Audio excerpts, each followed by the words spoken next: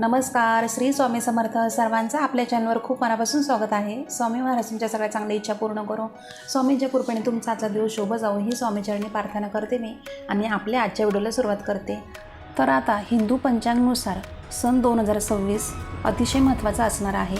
अधिक मास लागल्यामुळे हे वर्ष 13 महिन्यांचे असेल. 13 मे ते 15 जून दरम्यान हा अधिक मास असणार आहे. या अधिक मासाला मलमास किंवा पुरुषोत्तम मास असेही म्हणतात. हा काळ अतिशय धार्मिक आणि आध्यात्मिक दृष्टिकोनातून फारच महत्त्वाचा मानला जातो आणि या अधिक मासामध्ये केलेल्या कर्माची फळं अनेक पटीने वाढत असतात. आणि सर्वात महत्त्वाचे म्हणजे अधिक मास हा 13वा महिना दर 3 वर्षांनी येतो. या महिन्यामध्ये सूर्य संक्रांत नसते, म्हणून हा महिना मलिन असा धोंड्याचा महिना म्हणून मानला जातो. या महिन्यामध्ये कोणतेही मंगल कार्य केले जात नाहीत.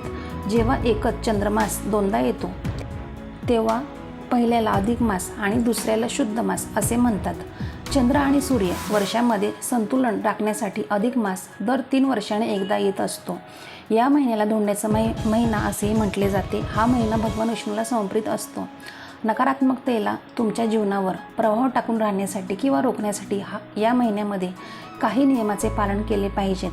ते आपण आजच्या व्हिडिओमध्ये जाणून घेणार आहोत. ते असे कोणते नियम आहेत की ते आपल्याला पाळायचे आहेत आणि काही गोष्टी आपल्याला आवर्जून करायच्या आहेत.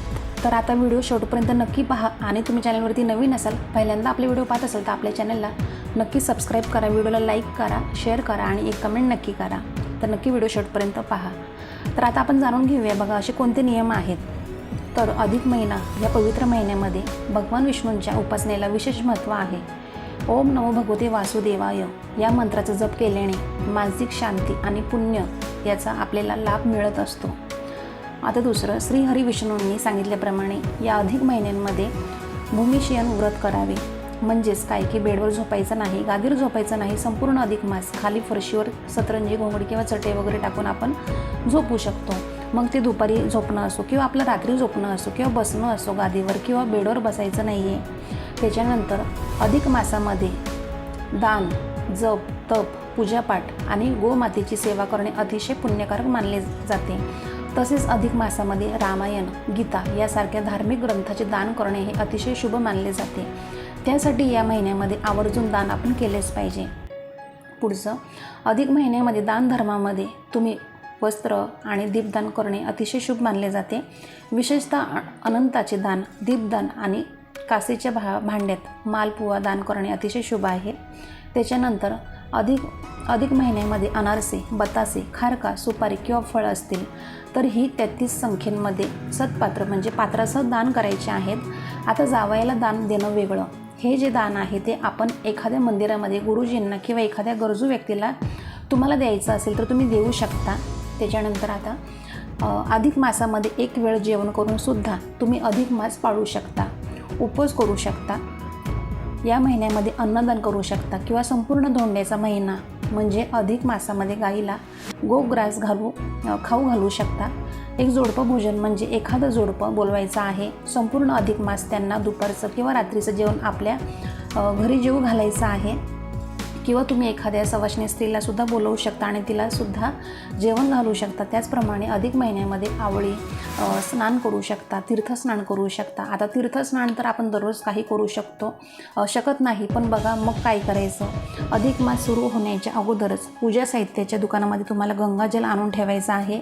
तुमच्या घराच्या आजूबाजूला कुठे एखादं तीर्थक्षेत्र असेल किंवा नदी असेल तर या नदीचं पाणी घरी आणून ठेवायचं आहे. संपूर्ण अधिक मास जो रोज आंघोळीच्या पाण्यामध्ये ते पाणी थोडंसं मिक्स करायचं आहे आणि त्या पाण्याने आपल्याला स्नान करायचं आहे.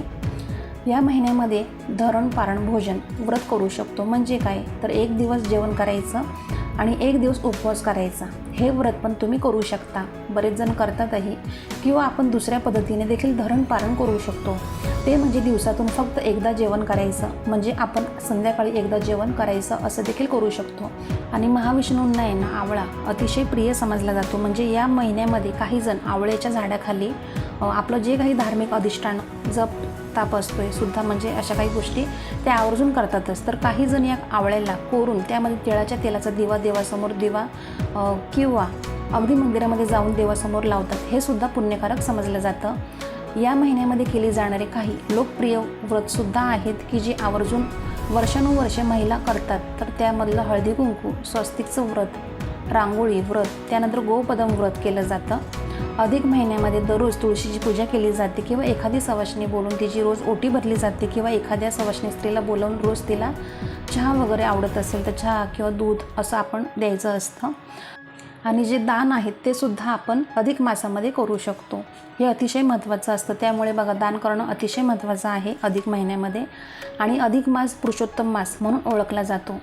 जगन्नाथपुरीच्या प्रदेशाला बघा पुरुषोत्तम क्षेत्र असं म्हटलं जाते. पुरुषोत्तम महिन्यामध्ये म्हणजेच अधिक महिन्यामध्ये इथं भेट देणे अतिशय शुभ मानलं जाते. जर तुम्ही जगन्नाथाला भेट देऊ शकत नसाल तर जवळच्या तीर्थक्षेत्रामध्ये स्नान करा. गंगा किंवा इतर नद्यांमध्ये स्नान करणे आणि मंदिरांमध्ये सेवा करणे हे देखील अतिशय शुभ मानले जाते. या अधिक मासामध्ये आपल्या देवघरातील शालिग्राम मूर्तीसमोर संपूर्ण महिनाभर तुपाचा अखंड दिवा तेवत ठेवा.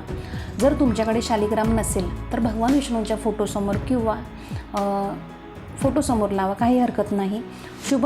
या शुभ प्रथेमुळेच बघा मागील सर्व जन्मातील आपली जी काही पापांचे शालन होत असते आणि आपल्या आयुष्यामध्ये सुख, शांती आणि समृद्धीचे जीवन हे लाभते. या अधिक महिन्यामध्ये पुरुषोत्तम महात्म्याचे म्हणजे पठण करणे अतिशय फलदायी ठरते. हे शक्य नसेल तर भगवद्गीतेचे पठण करावे किंवा दररोज गीतेचे किंवा पुरुषोत्तम महात्म्य असतं शेवटच्या अध्यायाचे त्याचे अर्थासह पठण करावे. या महिन्यामध्ये विष्णू सहस्त्रनामाचे सुद्धा तुम्ही पठण करू शकता. अतिशय शुभ मानले जाते. विष्णू सहस्त्रनाम तर आवर्जून पठण करावे. तसेच रामरक्षा स्तोत्राचे सुद्धा आपण पठण करू शकता. म्हणजे आपल्याला जे शक्य होईल ती सेवा आपण करू शकतो.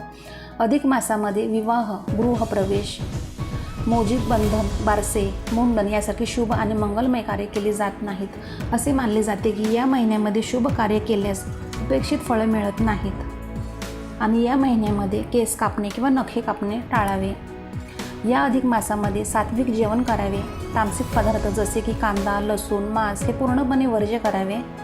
आणि आता त्याच्यानंतर बघा, अधिक मासामध्ये म्हणजेच हा धोंड्याचा महिन्यात जावयाला श्री विष्णूंचे रूप म्हणून 33 अनारसे, तांब्याचा किंवा चांदीचा दिवा आणि ताट तसेच नवीन कपडे, आहेर, वाण म्हणून देण्याची परंपरा आहे. आता या प्रथेलाच आपण बघा, ज्यालाच आपण धोंड्याचे जेवण असे म्हणत असतो. अधिक महिन्यामध्ये आवळा व तिळाचं कुटणं संपूर्ण महिनाभर अंगाला लावून नंतर आंघोळ केली जाते. महाविष्णूंना आवळा अतिशय प्रिय समजला जातो आणि म्हणून काही जण आवळ्याच्या झाडाखाली आपले जे काही धार्मिक अधिष्ठान असतं, जपताप सगळं काही सुद्धा या महिन्यामध्ये आवर्जून करतात. त्याप्रमाणेच दर 3 वर्षांनी येणाऱ्या अधिक मासामध्ये 33 दानाला अतिशय महत्त्व आहे. दान देताना अनारसे, बतासे, रेवड्या, मोदक, बर्फी, सप्तधान्य अशी दिली जातात.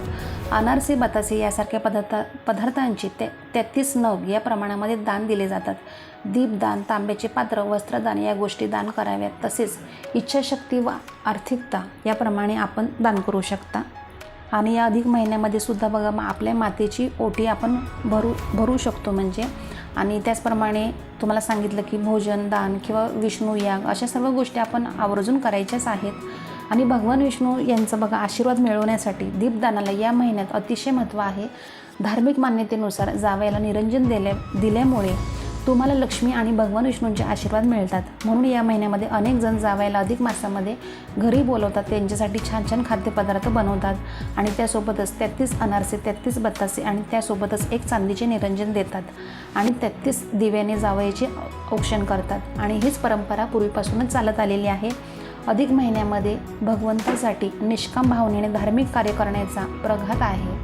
त्यामुळे आपल्याला आपल्या हातूनच बघा घडलेल्या या कळत नकळत चुकांचे प्रायश्चित करून त्यातून मुक्त होऊन पुण्य कमवण्याचा राजमार्ग याच अधिक महिन्यामध्ये आहे.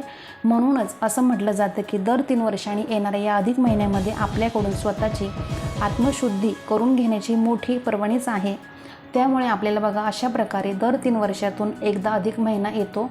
त्याला अधिक मास, धोंड्याचा महिना किंवा पुरुषोत्तम मास असे म्हटलं जातं. तसेच हा काळ जो असतो तो धार्मिक आणि आध्यात्मिक दृष्टिकोनातून फारच महत्त्वाचा मानला गेला आहे. तर तुम्हाला मी आजच्या व्हिडिओमध्ये जे काही नियम सांगितले आहेत ते तुम्ही आवर्जून पाळायचे आहेत आणि त्यामुळेच बघा भगवान विष्णूंची विशेष कृपा आशीर्वाद आपल्याला प्राप्त होणार आहे। तर तुम्हाला माझा आजचा व्हिडिओ, आजची माहिती तुम्हाला कशी वाटली नक्की मला कमेंट बॉक्समध्ये कमेंट नक्की करा आणि व्हिडिओ थोडा तरी आवडला असेल तर आपल्या व्हिडिओला प्लीज एक लाईक नक्की करा, व्हिडिओ जास्तीत जास्त शेअर करा आणि अजून सबस्क्राईब केलं नसेल तर सबस्क्राईब करा आणि कमेंट करायला विसरू नका। तर आपण दररोज अशाच नवीन व्हिडिओमध्ये भेटत जाऊ। तर आजचे व्हिडिओ मी आपल्या स्वामी समर्थ नावाने रुजू करते आणि तसा उद्या धन्यवाद। श्री स्वामी समर्थ।